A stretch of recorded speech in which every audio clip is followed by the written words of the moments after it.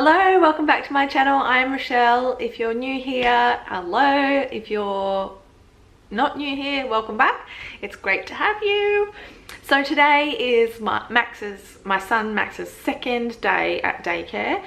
He goes one day a week on a Thursday. So this morning I dropped him off and he was not very happy about it, but I just called him and he is fine. So I thought I'm gonna make the most of today and make a couple of sit-down chatty YouTube videos. I absolutely love doing these and I don't get a chance to do them often enough because I'm very rarely at home alone, and I find that when I am, even if Max is here asleep during nap time or something, I talk too quietly and so the videos don't come out how I want them.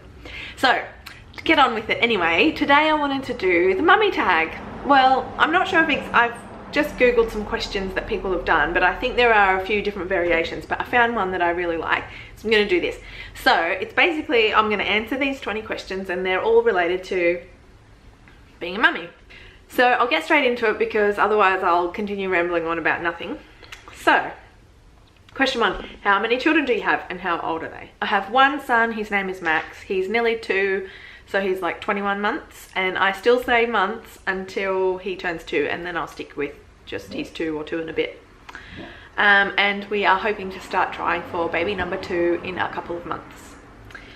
What are your proudest and most frustrating moments as a parent? My proudest moments are anytime that Max does something on his own or for the first time, or you know, when he is obviously proud of something that he's achieved for himself. Like last night, he was in the bath and he pointed at the ball and said ball, as in, can you pass me the ball please? And when he realized that I understood that that's what he meant, his eyes just lit up and I was just so proud of him. My most frustrating moment is when like last night as well, another example, he's just recently started having tantrums, and at the moment he is point blank refusing to change his nappy. So he will happily sit with a dirty nappy for as long as I'd let him, and we have an argument every single time I need to change his nappy, which is thankfully not too often now. And he's starting to self toilet train, which is good. He lets me know that he needs to go, and yeah, it's just happening. So maybe that's all part of it. So that's quite frustrating. Okay, number 3 is how do you discipline your child? So I don't really know yet. This is something that I really need to do a little bit more thinking and learning about, and chatting with Rolly and coming up with a strategy, because he is starting to need a lot more boundaries set and he's really questioning them, and I find that I'm so easy of a pushover. Like if he doesn't want to do something, then I just let it go a lot of the time and just don't make him do it, or just give in to him. And I know that I am I think that's a good thing to do, but I also think, you know, because pick your battles, but also I think it's important for him to learn, you know, that he doesn't just get everything he wants all the time, as a life skill, I guess, but it's harder. That part is the hard part for us versus them, I think. I'm still learning that one, and I think it's always a process and you take it day by day. But for discipline, I would say that I try to negotiate and get him to, you know, I give him fair warning and say okay, we're gonna have a bath in 5 minutes, or we're gonna hop out of the bath in 5 minutes, and that does often work. Okay, do you co-sleep? Yes and no. We have the option to co-sleep. He's in a single bed mattress on the floor, so if he wakes up upset or if he's sick or anything, I do tend to co-sleep, and most nights, 99% of nights, I do end up in the bed with him at some point through the night. What is your one must-have piece of baby equipment?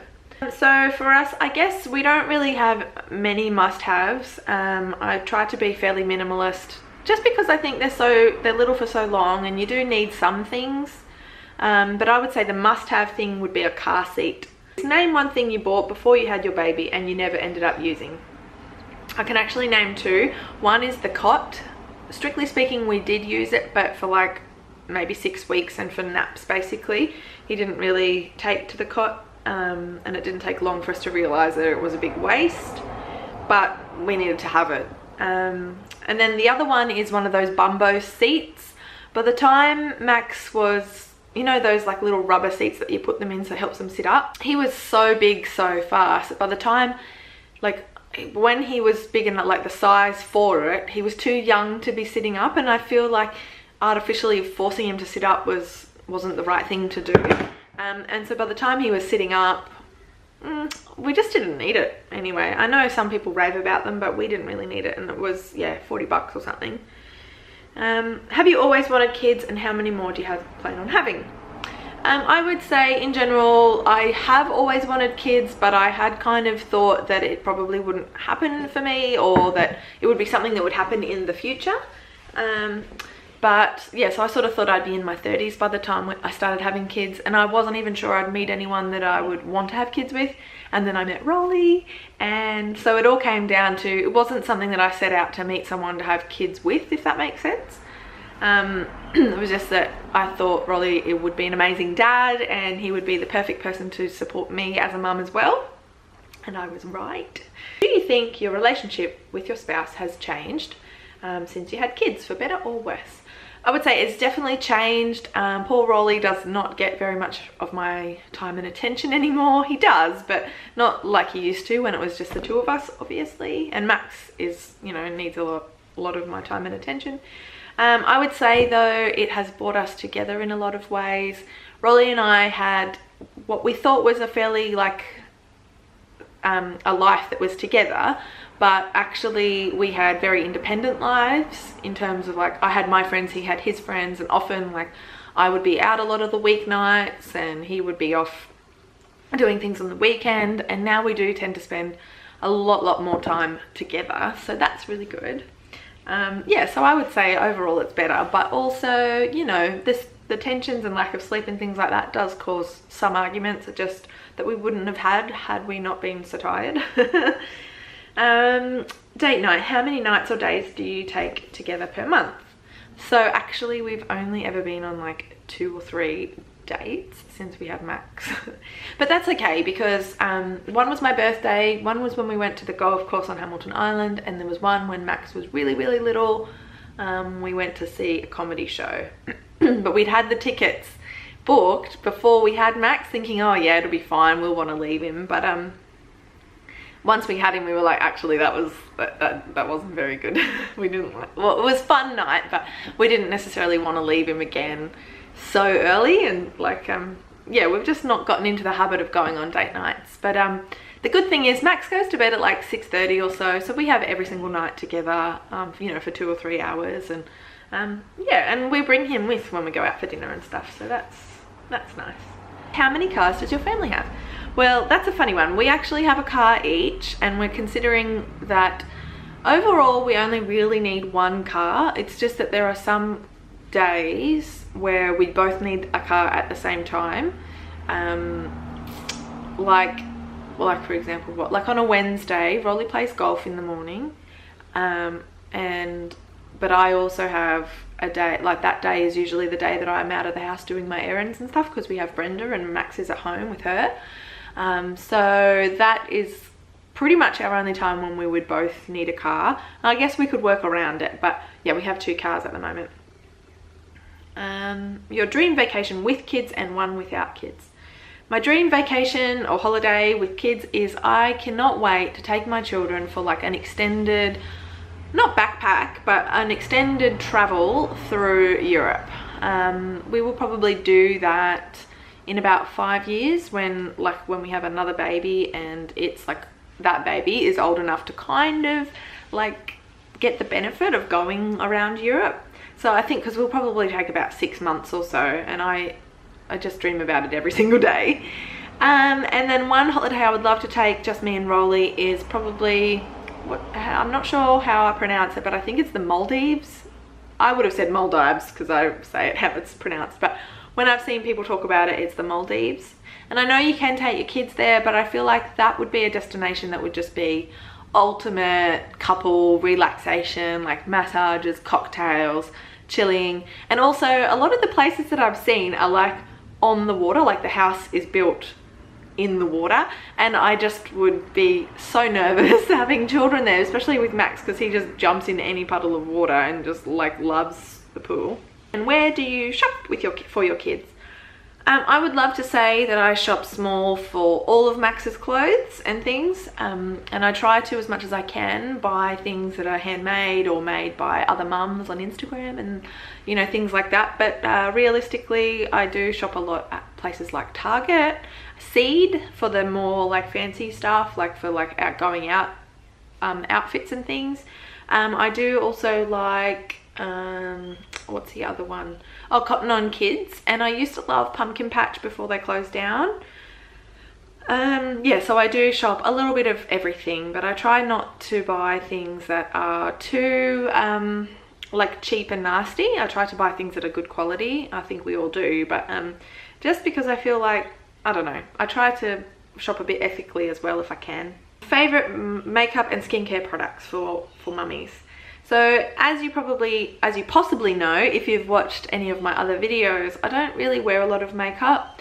I do own some, and I do like a good concealer when I need it. I haven't got any on at the moment. I have been getting my eyelashes tinted because they're blonde, and I find that that is enough for me to feel like I've done something. My favorite makeup skincare is Erica Brook, and she is, I think she's in Brisbane, but she makes them all herself. They're all her own formulations, and they're really, really beautiful and really effective for natural ingredient skincare. It's just the best stuff. My mother-in-law uses it. I've got a lot of friends that use it, and everybody just raves about it. So well done, Erica, because they're just so lovely, and she's such a nice person as well. Is mum back to her pre-baby weight? I would say this is a tricky one, because yes, I am, but also my body has completely changed and it's completely different, and I have so much more respect for it now, considering everything that it has achieved over the last 2 years. I know that it's a real struggle for a lot of mums, and I really feel for mums who are trying and it's not working, or it's not shifting because either they are or they aren't breastfeeding or whatever. I think your size is not the only marker for health. So yeah. College dreams. Do you expect your kids to go to college or university, or would you let them decide for themselves? Would definitely let Max and any other children we have decide for themselves. For example, Rolly didn't go to uni, but he did go to TAFE, and he is extremely successful. Well, I think he is anyway. I'm so proud of him. I personally went to uni. I spent 6 years at uni. I did a dual degree. I did use it for a couple of years with my work, but I think for me, I definitely needed to go to uni as a growing up experience. I learned a lot about life by going through uni, and it was something that I felt really proud of achieving. But I definitely think that I didn't need to go to uni to be successful. It just depends what you really want to be. I think that I will always try to guide Max as best I can with his career choices, and let him know, you know, what is and isn't needed to achieve certain goals. So definitely it is up to him. Finish these sentences. You know you're a mum when, and you know you're a dad when. Well, I'll just do the mum one, but you know you're a mum when you feel dressed up when you have brushed your hair and put on some nice shoes and left the house. Honestly, I feel so dressed up these days just wearing jeans and a t-shirt, because most of the time I'm in my comfy house clothes, and I've got stains and stuff all on them from like Max.